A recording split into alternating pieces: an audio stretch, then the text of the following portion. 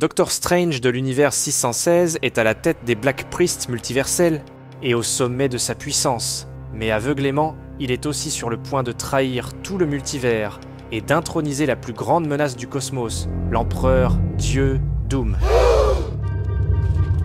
Bonjour à tous et bienvenue dans la tanière du vilain geek. Aujourd'hui, je vous transporte dans l'un des chapitres moins connus de la saga de Secret Wars de Jonathan Hickman. On plonge dans l'arc qui va mener le Docteur Doom tout droit vers la gloire. Préparez-vous à découvrir l'un des récits du lore Marvel les plus intrigants de toute l'histoire des comics.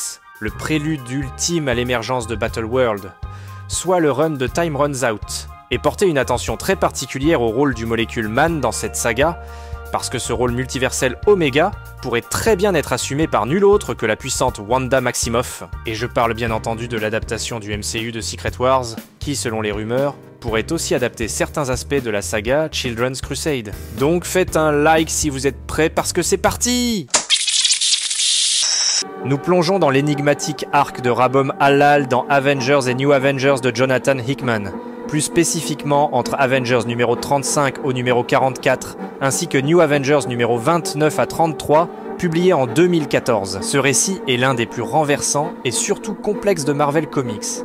C'est pourquoi je n'irai pas trop dans les détails spécifiques de l'arc. Mais essentiellement, cette histoire est un prélude aux événements de Secret Wars. Les héros apprennent une nouvelle bouleversante annoncée par Hank Pym. Les Beyonders ont éliminé le tribunal vivant. Si vous ne connaissez pas le tribunal vivant et toute son importance dans l'univers Marvel, j'en parle un peu plus dans ma vidéo à propos des origines de Galactus. Cliquez juste ici pour voir ça. En parallèle à ces événements, le Docteur Strange est maintenant à la tête d'un ordre multiversel mystérieux appelé les Black Priests. Leur groupe est investi dans une quête pour comprendre les incursions, c'est-à-dire le même phénomène auquel Cléa fait référence dans la scène post-crédit de Doctor Strange 2. Une incursion est lorsque deux univers entrent en collision, et dans la série Time Runs Out, on nous montre que ces événements se multiplient à une vitesse alarmante. Tout ceci nous mène vers une bibliothèque cosmique mystérieuse, un lieu de connaissance éthérée où règne le silence, un endroit où les mots, et donc les sorts, sont inutiles. Cette salle devient le champ de bataille où un groupe appelé les Black Swan attaque les Black Priests. Malgré leurs limitations, Doctor Strange et les Black Priests se battent vaillamment, mais Strange est finalement maîtrisé et capturé. C'est alors qu'il réalise que les Black Swan servent un puissant seigneur multiversel du nom de Rabom Halal, et apprennent que cette figure mystérieuse est devenue le maître incontesté de cette bibliothèque cosmique. Doctor Strange est amené devant Rabom Halal. Les Black Swan révèlent qu'aucun d'entre eux ne sait à quoi il ressemble. Ceux qui le servent directement sont vieux et aveugles, assurant que son identité reste un secret. Alors que la fumée se dissipe et que Doctor Strange se tient devant cette figure puissante, Rabom Halal se révèle enfin, et c'est nul autre que le Docteur Doom. En effet, Doom décide de s'exposer à Strange parce qu'il a l'intention de le recruter dans sa quête ultime, celle de sauver le multivers des puissants Beyonders. On passe au prochain niveau!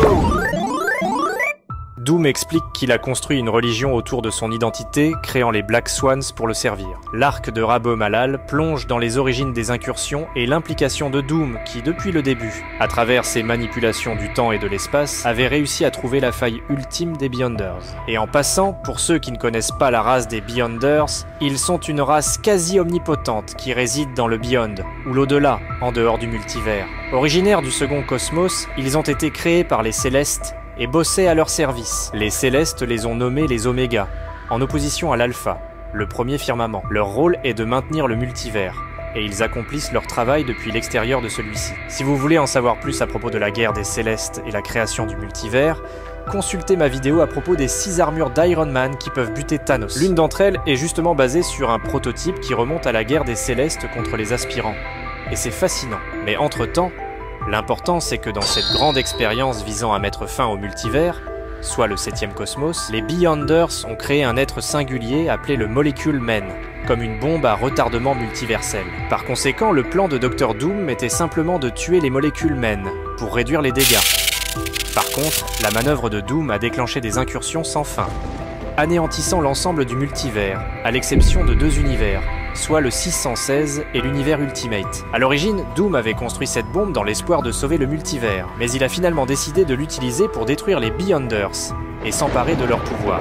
Un réel coup d'état cosmique. Et c'est ainsi qu'est né l'empereur Dieu Doom et le monde de Battleworld, qui est un amalgame des vestiges d'un multivers anéanti, donnant lieu aux grands événements de Secret Wars.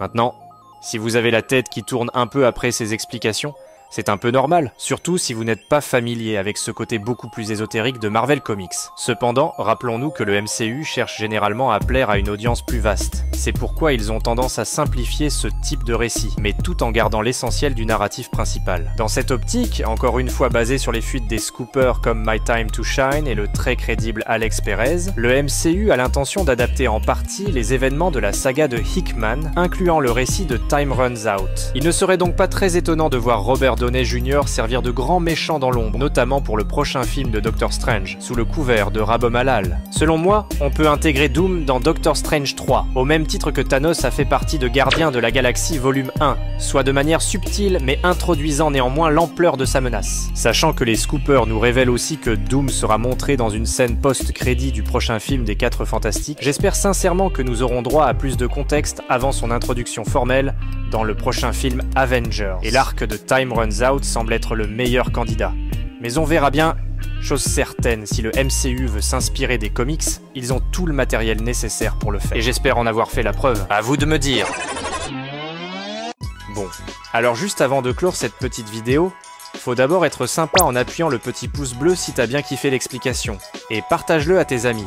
Mais aussi, pour la question du Molecule Man, je ne crois vraiment pas que Marvel osera introduire un personnage aussi complexe, sans avoir eu le temps de bien l'introduire dans les phases précédentes du MCU.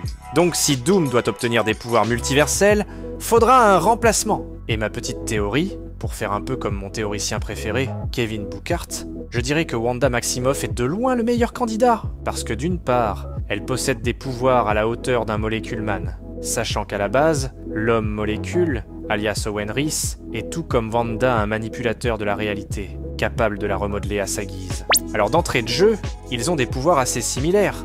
Et secondo, l'homme molécule est aussi un être Nexus, qui existe de façon identique dans tous les univers. Et dans la série WandaVision et dans Multiverse of Madness, c'est exactement de cette façon que l'on décrit Wanda comme étant un point Nexus dans le multivers. Et troisièmement, on sait que Wanda et Doctor Doom ont une relation amoureuse dans le run de Children's Crusade, duquel semble s'inspirer en partie la série WandaVision et Agatha All Along.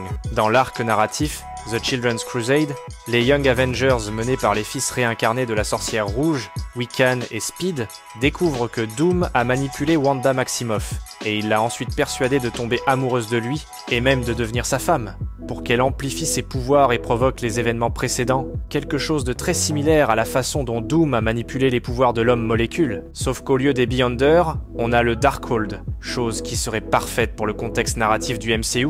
Par conséquent, les frères Rousseau pourraient décider de fusionner l'arc de Time Runs Out avec celui du Children's Crusade, intégrant ainsi Wanda au lieu de l'homme molécule dans la saga. Et voilà, ça serait aussi simple que ça, du moins dans ma petite tête à moi. Et bon, tout ça ce n'est que de la spéculation, donc dites-moi dans les commentaires, vous en pensez quoi ? N'hésitez pas à partager vos propres théories à ce sujet, à savoir de quelle façon le MCU va introduire tout ça dans Avengers 5. Mais parlant de Wanda, j'ai une vidéo super sympa à son sujet, qui vous aidera très certainement à mieux apprécier pourquoi elle devrait, selon moi, avoir un rôle central dans les prochains films Avengers.